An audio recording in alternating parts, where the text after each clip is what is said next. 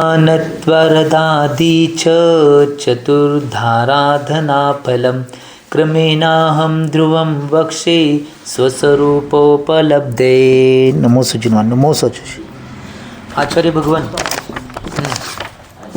आचार्य भगवान अमित गती स्वामीजी विरचित मरणकंडिकाजी या ग्रंथाचं वाचन चालू आहे. आणि सकाळच्या भागामध्ये आचार्य भगवान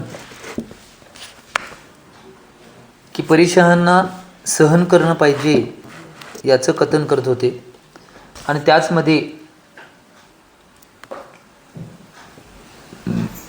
कुठल्या पद्धतीनं कुठल्या सगळ्या गोष्टींचं परिचय सहन केला पाहिजे त्याचं कथन आचार्य भगवान करत होते. आणि अरती परिचय कसा जिंकला पाहिजे हे सकाळच्या भागामध्ये सांगितलं होतं. आता प्रायश्चित सांगणार आहेत.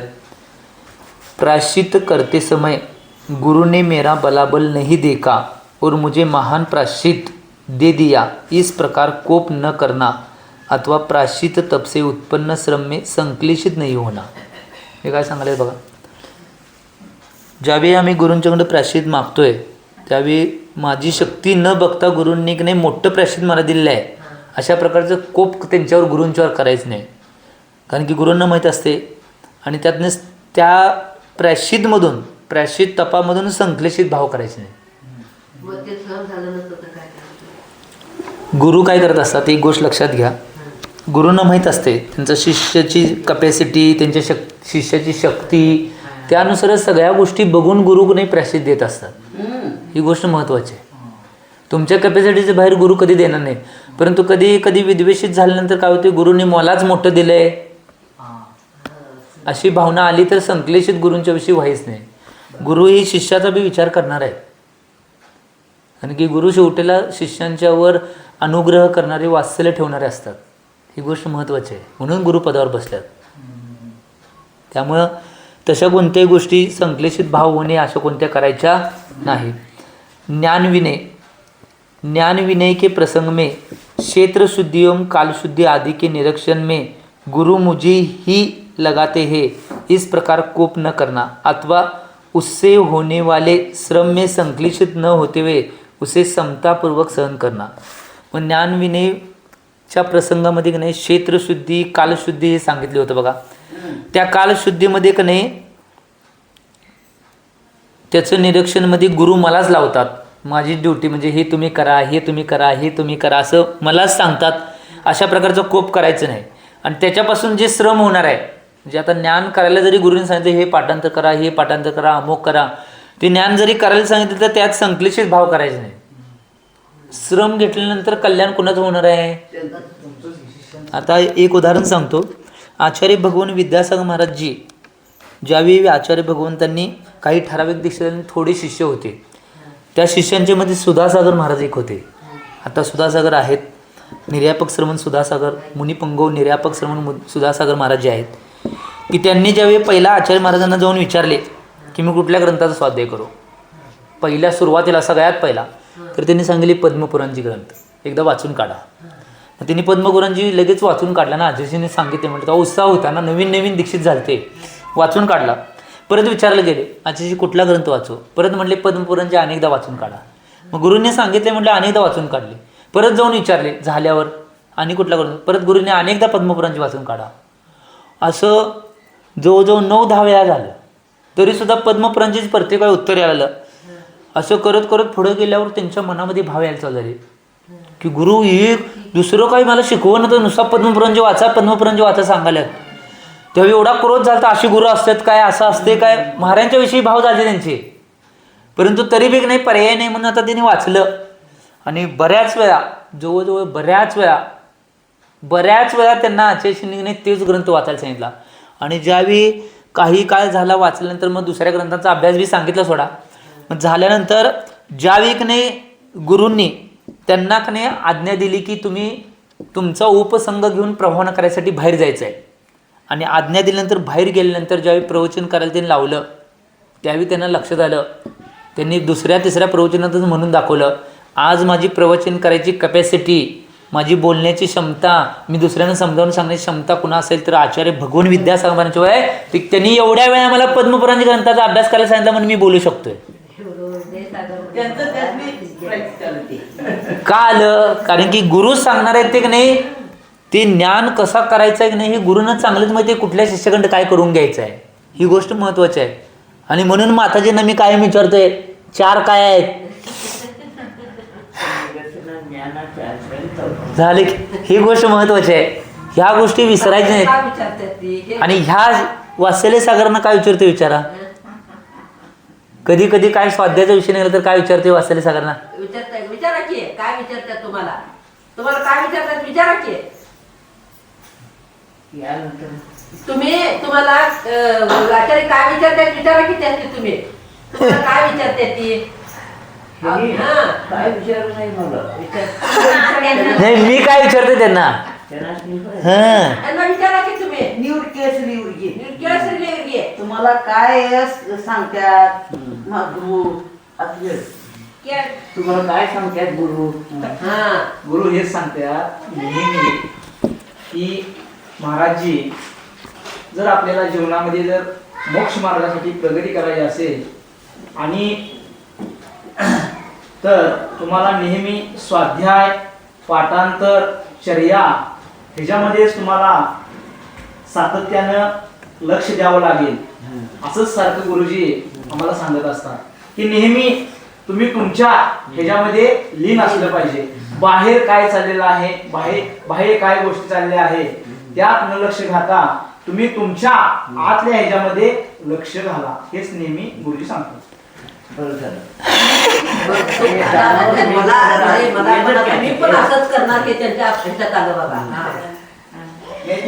थोडा आचार्य भगवान आता पुढे सांगालेत, दर्शन विनय के प्रसंग में सन्मार्ग से गिरते हुए को उठाना या स्थिर करना बड़ा कठिन है. जब अपने मन को भी सरल या संबोधित करना कठिन है तब दूसरों को तो कहना ही क्या. इस प्रकार के संकल्प विकल्प न कर उस श्रम को समतापूर्वक सहन करना, ही गोष्ट महत्वाची आहे. एक दर्शन विनयाच्या प्रसंगामध्ये काय सांगितलं, सन्मार्गामधून नाही रत्नत्रयच्या मार्गामधून जो बाजूला जाणारा जीव आहे त्याला स्थिर करणं की नाही कठीण आहे. एक गोष्ट ह्याच्यावरून समजून घ्यायला पाहिजे, ज्यावेळी आमचं मन आहे ते आमचं मन इकडे तिकडे चलायला मिळत असते त्यावेळी आमच्या मनाला संबोधित करणे कठीण आहे, मग दुसऱ्याच्या मनाला संबोधित करणे किती कठीण आहे. आपल्या स्वतःच्या मनाला सांगणं लय अवघड आहे, मग दुसऱ्याच्या मनाला सांगणं तर त्यापेक्षा अवघड आहे. त्याला संबोधित आपण करतोयच ना. या प्रकारचे संकल्प विकल्प न करता श्रमपूर्वक सगळ्या गोष्टी इथे ते सहन करायच्या, ही गोष्ट महत्वाची. ही गोष्ट महत्वाची आहे. म्हणून आम्ही आमच्या जीवनामध्ये जेवढे सहन करता येईल. आणि एक गोष्ट लक्षात घ्या, स्वतःला बदलणं लय सोपं आहे, दुसऱ्याला बदलणं लय कठीण आहे.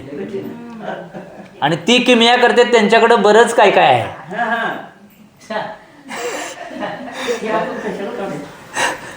आम्ही करणार की, आम्हाला करायला लागणार की. आता हे बसले ह्याच्यासाठीच बसले, सगळ्या गोष्टी करायला लागणार, ह्यांना संबोधित करायला लागतात. आणि कोण जीव येतील त्यांना संबोधित करायला लागणार, आपलं सांभाळून. ह्या गोष्टी महत्वाच्या आहेत म्हणून करायला पाहिजे. आता पुढे सांगतात, चारित्र विनय में भी ईर्ष्या आदि समितियों का पालन अति दुष्कर है. यह जगत जीवों से भरा है, उन्हें कहाँ तक बचाया जा सकता है. अथवा ईर्ष्यापद से चलने में धूप आदि के बाधा अधिक सहन करनी पड़ती है. जिस प्रकार दुर्जनों में कृतज्ञता मिलनी कठिन है, उसी प्रकार इस कली काल में 9 कोटि से शुद्ध आहार मिलना कठिन है. इस प्रकार के विचार न करना चारित्र विनय है. एक गोष्ट लक्षात घ्या, चारित्र विनयामध्ये ईर्ष्या आदी जे 5 समिती आहे त्यांचं पालन करणं अतिशय अवघड आहे, कठीण आहे.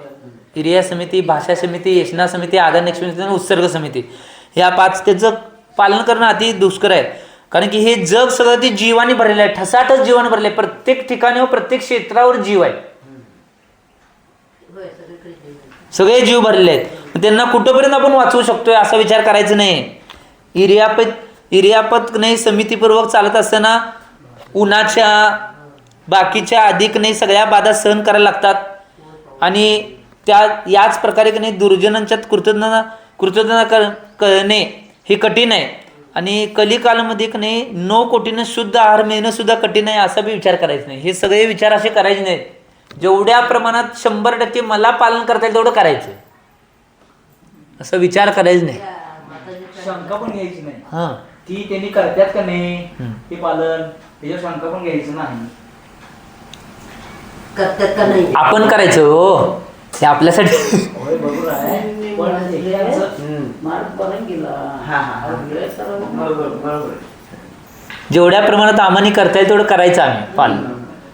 त्याचा वाईट होईल का नाही, होऊ शकतंय का नाही, हे कसं करायचं, एवढे जीव आहे तेवढं भरलंय. हे त्यांच्या मनात काय नाही, मला त्यांनी सांगितलं तसं ऐकतो काय, मी त्यांनी कसं सांगत तसं ऐकतो काय. ह्या गोष्टी महत्त्वाच्या आहेत. आणि पुढं म्हणतात दादा, तप विनय. तप विनय में उपवास आदि तप के अनुष्ठान में लगे मेरे अप्रासुक जल के प्रयोग से अथवा अशुद्ध भिक्षा ग्रहण आदि से लगे असंयम के दोष मेरे इस तप से नष्ट हो जाते हैं. इस प्रकार का चिंतन न कर उसे समतापूर्वक सहन करना. काय करायचं, सांगितले बघा. लय महत्त्वाचं आहे अतिशय. तप विनयमध्ये काय सांगितले, उपवास आदी तपाचं अनुष्ठान करत असताना माझ्याकडून अप्रासुक जलाचा प्रयोग झाला असेल अथवा अशुद्ध भिक्षाग्रहण आदी झालं असेल, असंयमामध्ये दोष लागले असतील, तर हे माझ्या तपामुळे नष्ट होते असं भाव करायचं नाही, असं चिंतन करायचं नाही. उलट का नाही, त्या तपामध्ये का नाही जे काही दोष लागले ते दोष माझ्याकडनं होऊ नये ते यासाठी प्रयत्न करायचा. याला तप विनय सांगले. आणि समतापूर्वक त्या सगळ्या गोष्टींना सहन करायचं. काय होईल ते होईल, जेवढं होईल ते होईल.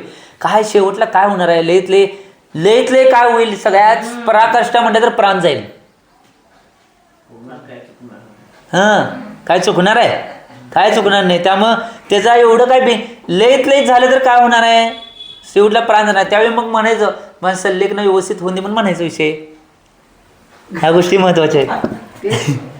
तेच आहे आमच्या मनात, दुसरं काय नाही. उपचार विनय में बार बार खड़े होना, उठना, पीछे जाना, प्रतिक्षण आज्ञा पालन करना, उपकरण आदि शुद्ध करना, इतना सब और इस प्रकार से कौन प्रतिदिन कर सकता है. इस प्रकार के मलिन विचार न करना, प्रफुल्लता पूर्वक विनय आदि करना उपचार विनय है. काय म्हणले बघा की गुरु महाराज आले की प्रत्येक वेळी उभा राहायचं, परत गेल्यानंतर बसायचं, परत ज्या ज्यावेळी त्यांनी येतील त्यावेळी उठायचं, परत त्यांनी जात असताना त्यांच्या पाठीमागनं जायचं, त्यांच्याबरोबर जायचं नाही. हा विनय आहे, उपचार विनय. तर त्यांचे प्रत्येक्षण जेवढ्या क्षणाला जे काही गुरु सांगतील ती आज्ञा पालन करायची. परत उपकरण आधी शुद्ध करायचं, जे काय आम्हाने शुद्धी सांगितलं त्या सगळे प्रतिदिन किती करत बसायचं असा विचार करायचा नाही.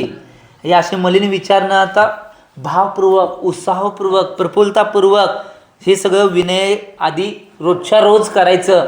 याला उपचार विनय म्हणलेला आहे. अशा पद्धतीनं रोजच्या रोज करायचं. ही गोष्ट महत्त्वाची आहे की जेवढ्या प्रमाणात आम्हाने करता येईल तेवढं करत राहायचं. त्यात भ्यायचं नाही. काय भ्यायचं आहे, काय होणार आहे सांगा. कारण की विनयामुळं नाही प्रत्येक वेळेला विशुद्धी आमची वाढत जाणार आहे ना, करायला पाहिजे ते. ही गोष्ट महत्त्वाची आहे. तप की उपकारता सम्यक तप नवीन कर्मों को रोकता है, चिरकाल से संचित कर्मों को निर्जरा करता है एवं इंद्र चक्रवर्ती आदि की संपदाएं देता है. सम्यक तप के अलाभ से ही मुझे जन्म मरण के चक्र तथा दुखों से भरे संसार समुद्र में भ्रमण करना पड़ा है तथा करना पड़ेगा. इस प्रकार तप के द्वारा होने वाले उपकारों का चिंतन कर, तप में अनुराग कर, उसी के लिए उद्यमशील रहना चाहिए. काय म्हणले, तपाची उपकार करता सिद्ध करल्यात की सम्यक तप आहे ते नवीन कर्मांना रोखणार आहे आणि चिरकालपासून संचित जे कर्म आहे त्या कर्माची निर्जरा करणार आहे सम्यक तप. ही गोष्ट महत्त्वाची आहे. आणि सम्यक तप केल्यानंतर इंद्र चक्रवर्ती आदी नाही जे नवीन संपदा आहेत ते प्राप्त होणार आहेत आम्हाने. की सम्यक तप याचा अलाभमुळे त्याचा नाही जन्म मरणाच्या चक्रातून तथा या दुःखाने भरलेल्या संसार समुद्रामध्ये भ्रमण करायला लागेल किंवा मला अशा प्रकारचे कुठलेही नाही चिंतन करायचं नाही. आणि तपामध्ये अनुराग राहायचं, उद्यमशील राहायचं. त्यात चिंतन वेगळ्या प्रकारचं करायचं नाही. कारण की तपच एक नाही सगळ्या गोष्टीला सिद्धीला मिळवून देणार आहे. ही गोष्ट महत्त्वाची आहे हो, तपाची उपकारता. आणि तर आम्ही त्या बाकीच्या गोष्टीतून मुक्त होईल म्हणून तप करायचं नाही, मोक्ष मार्गासाठी तप करायचं आहे. ही गोष्ट महत्त्वाची आहे. आणि त्यातच कायम उद्यमशील राहायचं आहे म्हणून सांगितलेलं आहे. ही गोष्ट महत्त्वाची आहे. आम्ही नाही केलं तर ज्या गोष्टी करायला लागणार आहेत त्या गोष्टी आम्हाला करायला लागणार. आता परवा दिवशी आचार्य भगवंतांनी सांगितलं होतं, एक विनय सांगत असताना आवश्यक सांगितले होते. ते आवश्यक कोणते आहेत आता हे पुढे सांगणार आहेत. गाता द्यायला नाहीत, नुसतं प्रश्नोत्तर माध्यमातून सांगायला. जो आत्मा में आवास कराते हैं ऐसे सामायिक चतुर्विंशति स्तव, वंदना, प्रतिगमन, प्रत्याख्यान और वित्सर्ग को आवश्यक कहते हैं. हे आमचे आहेत. हे आमचे आवश्यक आहेत. सामायिक चतुर्विंशति स्तव, वंदना, प्रतिगमन, प्रत्याख्यान आणि कायसर्ग किंवा वित्सर्ग हे जे आहे ते आवश्यक क्रिया आहेत. जे आत्मामध्ये वास करायला लावतात, आवाज करायला लावतात, ते आवश्यक आहे. सामायिक अवसानम इति आवश्यक, म्हणजे आत्म्यामध्ये अवसान करायला लावतात, वास करायला लावतात, त्याला आवश्यक म्हणतात. मग ते सामायिक, चतुर्विंशति स्तव, वंदना, प्रतिगमन, प्रत्याख्यान आणि वित्सर्ग हे 6 प्रकारचे आवश्यक आहेत म्हणून सांगितले. मग आता कशाला काय म्हणतात हे सांगायलेत पहिला. तर इथे सांगतात सर्व सावध्य के त्याग रूप समता परिणाम को सामायिक कहते हैं.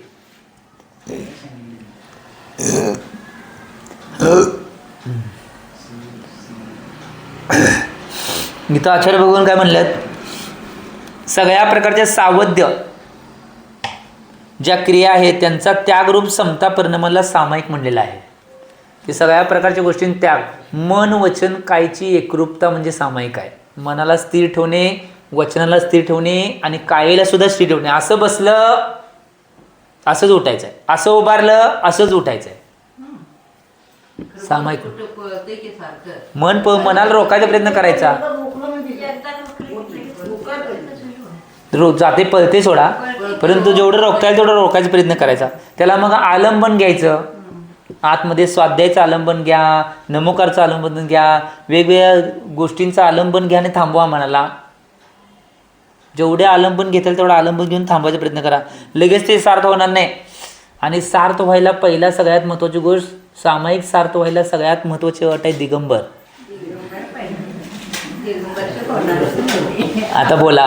सामायिक वेळेला ते कुठलं तर प्रार्थना आहे ते म्हटलं तर चालतंय. प्रार्थना त्यांनी म्हणू शकत नाही, आतल्यात चिंतन करू शकताय, आतल्यात चिंतन करू शकताय, म्हणू शकत नाही काय.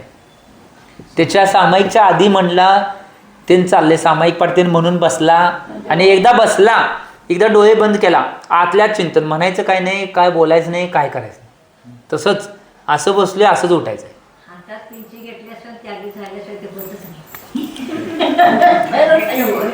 प्रयत्न तर पुरुषात करू नको, अभ्यास करू नको, ह्या गोष्टी महत्वाची. पुढे म्हणतात ऋषभादी 24 तीर्थंकरों के गुणों को उनके स्तवनों को ज्ञान श्रद्धापूर्वक पढ़ना चतुर्विंशति स्तव है. म्हणजे ऋषभ आदी महावीरपर्यंत जे 24 तीर्थंकर आहेत त्यांच्या गुणांना, त्यांच्या स्तवनांना ज्ञान आणि श्रद्धापूर्वक म्हणणे याला चतुर्विंशति स्तव. सकाळी भक्ती म्हणतोय ते त्याला. पुढे सांगितले रत्नत्रय विभूषित आचार्य उपाध्याय प्रवर्तक और स्थवीर मुनिराज को गुणातिशयों को जानकर श्रद्धा भक्ति से अभ्युत्थान पूर्वक उनकी विनय में प्रवृत्ति करना वंदना आवश्यक है. म्हणजे काय, जे रत्नत्रय विभूषित आचार्य उपाध्याय प्रवर्तक स्थवीर मुनिराज गुण अतिशय यांना जाणून घेऊन श्रद्धा आणि भक्तिपूर्वक अभ्युत्थानपूर्वक त्यांची विनय करणे, विनयामध्ये प्रवृत्ती करणे हे वंदना आवश्यक आहे. त्यांची वंदना, ह्या सगळ्या वंदना आवश्यक आहे. आता इथं प्रश्न करतात अभ्युदयादी रूप विनय कौन करता है और इससे क्या लाभ है. अभ्युदयादी विनय कोण करतोय आणि त्याचा फायदा काय आहे.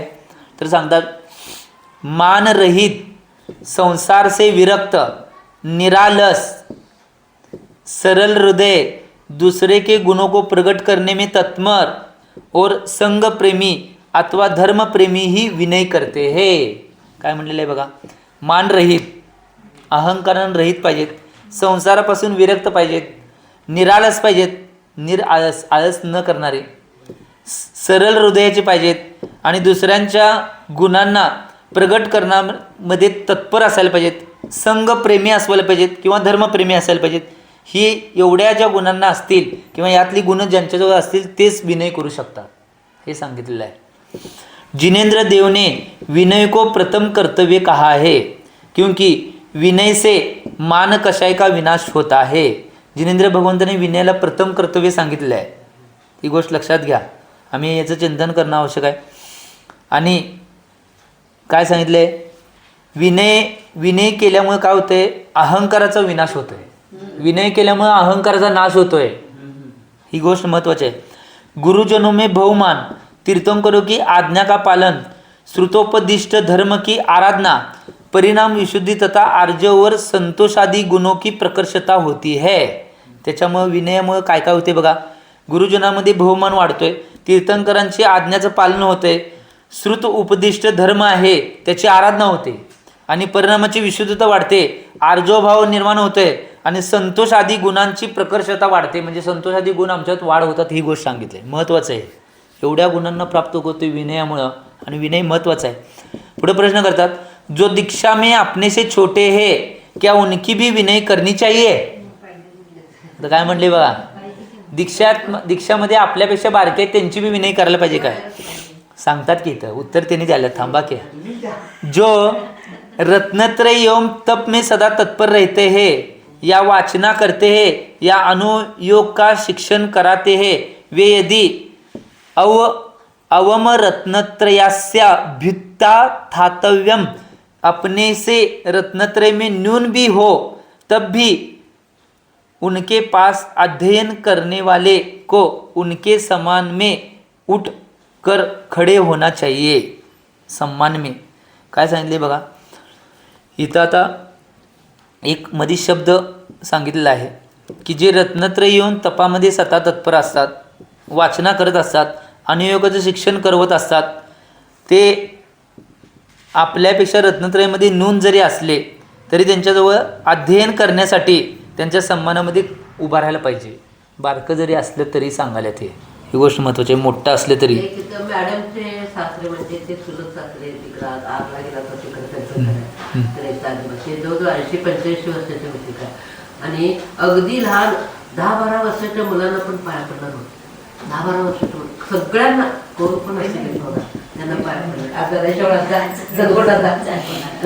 पुढे प्रश्न करतात, प्रतिक्रमण किसे कहते हैं और उसके कितने भेद है. अरे इथं सांगतात, दोषों की निवृत्ती को प्रतिक्रमण कहते. दोषाची निवृत्ती, दोषांना काढून टाकणे किंवा निवृत्ती करणे याला प्रतिक्रमण म्हणतात. त्यामध्ये नाम प्रतिक्रमण सांगायल्यात, स्थापना प्रतिकरण हे दोन सांगायल्यात. पहिला नाम प्रतिक्रमण काय सांगतात, अयोग्य नामों का उच्चारण नहीं करना नाम प्रतिक्रमण है. अयोग्य नावांचं उच्चारण करायचं नाही याला नाम प्रतिक्रमण म्हणतात. स्थापना प्रतिक्रमण, लिखित, चित्रित, खोदी हुई, उकेरी हुई त्रस स्थावरों की आकृतियों को नष्ट न करना, मर्दन न करना, तोड़ने फोड़ने आदि रूप क्रियाएं न करना, तथा आप्तभासों की अर्थात हरि दिकों की प्रतिमाओं के सामने हाथ जोड़कर खड़े न होना, मस्तक न झुकना और गंधादि द्रव्य से उनकी पूजन न करना स्थापना प्रतिक्रमण है. काय सांगाले बघा आता. स्थापना लिखित लिहिलेलं, चित्रित म्हणजे चित्र काढलेलं, खोदी म्हणजे दगडामध्ये ते खोदलेलं, अशी त्रस आणि स्थावरांची जी आकृती आहे त्यांना नष्ट करायचं नाही. पुढं काय म्हणतात, त्यांचं मर्दन करायचं नाही, तोडून फोडून टाकायचं नाही, अशा कोणत्या क्रिया करायचं नाही. किंवा आप्तभास किंवा अर्थात हरी दिको की प्रतिमा म्हणजे जे देव असतील किंवा देवदेवते असतील त्या सगळ्यांची जे प्रतिमा असतील त्यांच्याकडे समोर हात जोडून उभा राहायचं नाही, त्यांना मस्तक झुकवायचं नाही, कारण ते प्रतिमा आहेत हो, ते संस्कारित नाही. नुसतं पुढं प्रतिमा किंवा चित्र काढलेलं असं ह्या गोष्टी करायचं नाही. किंवा गंधादी नाही, चालत नाही, चालत नाही, नाही चालत, हेच सांगालेत ना आता. किंवा गंधादी द्रव्यानं त्यांची पूजा न करणे स्थापना प्रतिक्रमण आहे. मग टीव्ही मध्ये बी नाही चालत.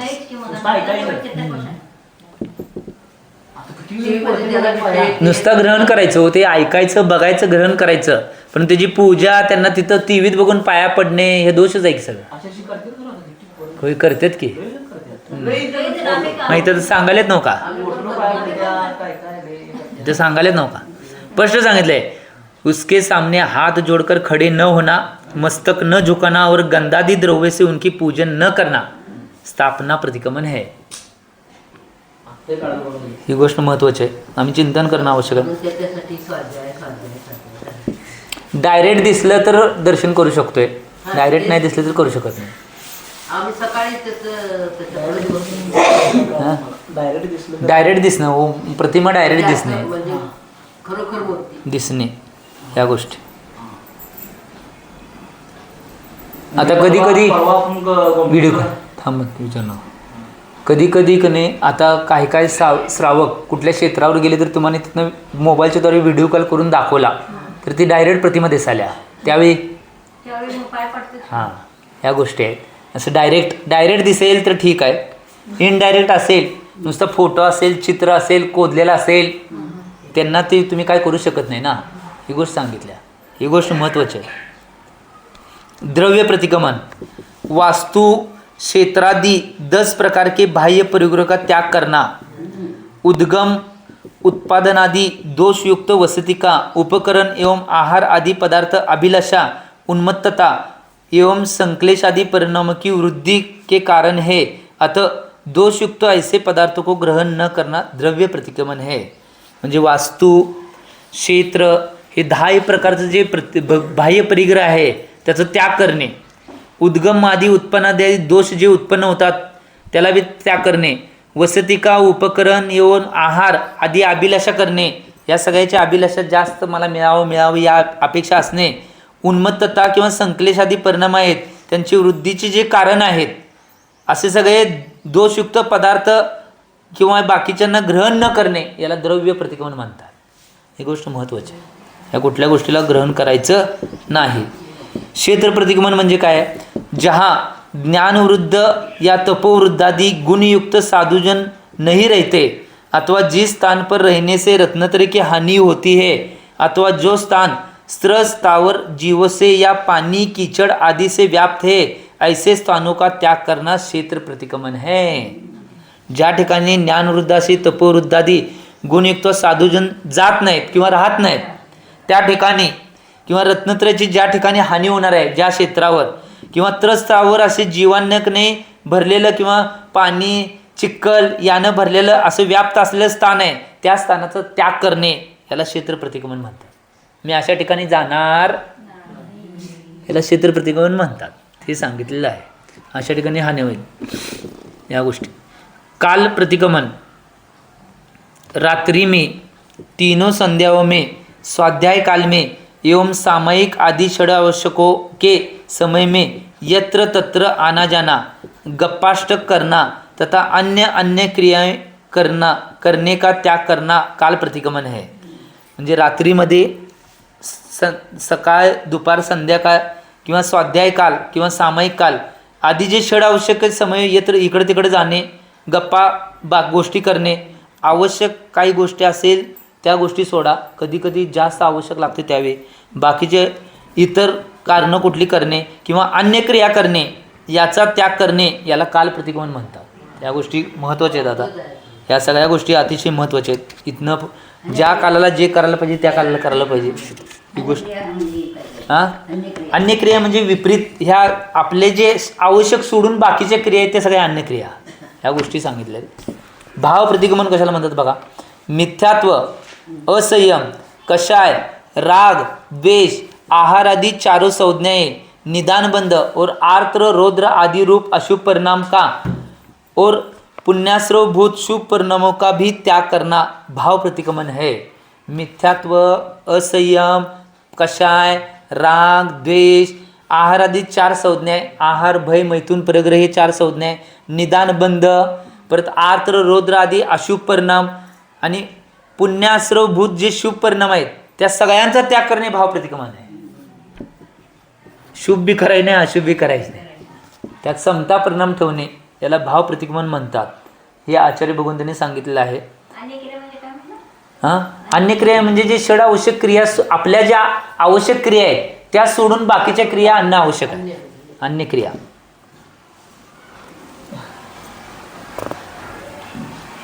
पुढे सांगितले प्रत्याख्यान किसे कहते हैं और उसके कितने भेद है। उत्तर, मैं भविष्य में यह कार्य नहीं करूँगा, इस प्रकार के संकल्प को प्रत्याख्यान कहते हैं।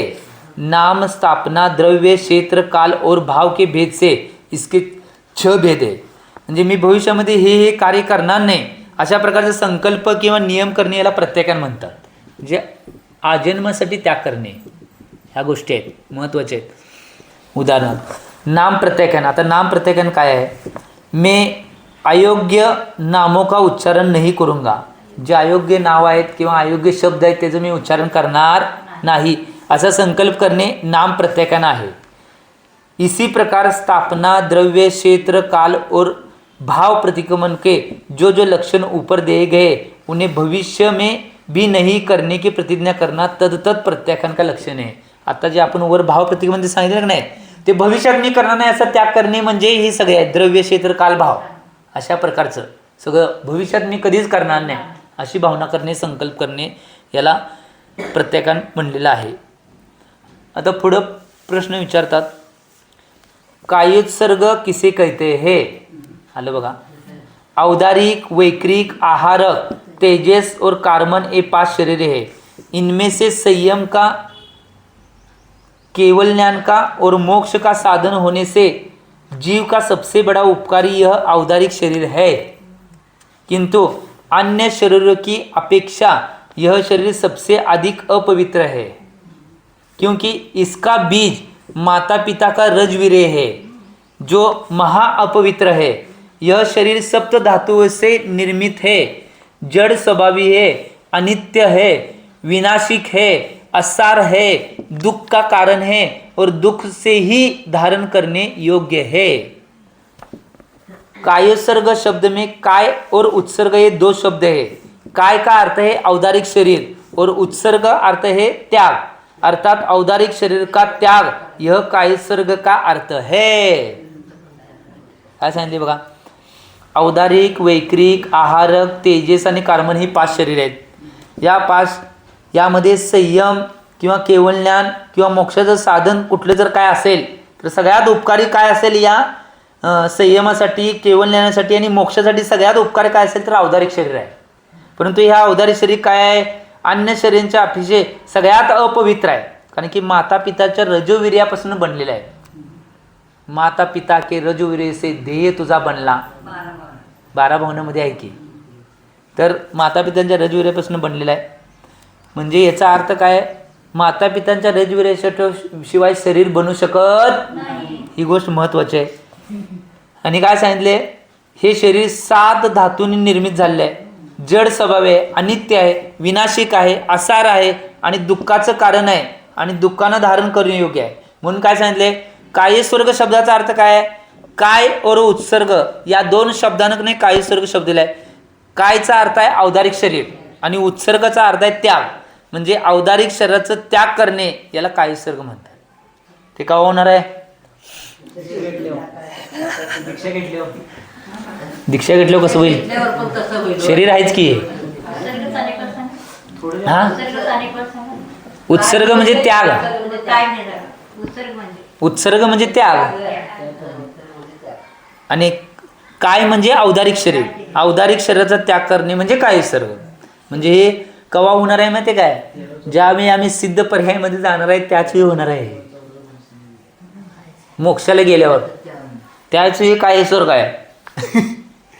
आता मग कायोत्सर्ग कसा करायचा आहे? आत्ता 2 प्रकारे आणि करू शकतो। या विपरीत अनेक ग्रंथामध्ये असं सांगितलंय। एक कायोत्सर्ग काय आहे की आमची भावना भविष्यात विशुद्ध बनत नाही म्हणून आता पंचपरमेश्वरींचं आलंबन करणे ह्याला सुद्धा कायोत्सर्ग म्हणतात। 9व्या नमोकार मंत्र म्हणणे आधी वेगवेगळे जप घालणे। दुसरा कायोत्सर्ग एका ग्रंथामध्ये काय सांगितले? काय उत्सर्ग, शरीरावरील उत्सर्ग म्हणजे ममत्व सोडायचं, शरीराविषयी ममत्व सोडायचं। हे शरीर काय आहे? घिनोन्य आहे, सप्त धातूने युक्त आहे, अपवित्र आहे म्हणून नाही त्याच्यावरचं ममत्व सोडायचं, त्याला जपण्याचा प्रयत्न करायचा नाही, त्याला सुद्धा कायोत्सर्ग म्हणलेला आहे। ही गोष्ट लक्षात घ्या। आता पुढे प्रश्न करणार ते उद्याच्या भागामध्ये घेऊया। मी एवढीच भावना करतो की आचार्य भगवंतांनी जे सांगितलेलं आहे त्याचं पालन आमच्या जीवनामध्ये आम्ही करणं आवश्यक आहे, एवढी भावना करतो. आणि मी एवढीच भाव करतो, तुम्हीसुद्धा या सगळ्या प्रतिक्रमांना धारण करून आपल्या जीवनाचं कल्याण करून एवढी भावना करतो आणि वारीला देतो. जे बोलो आचार्य भगवान श्री सन्मती सागरजी महाराज की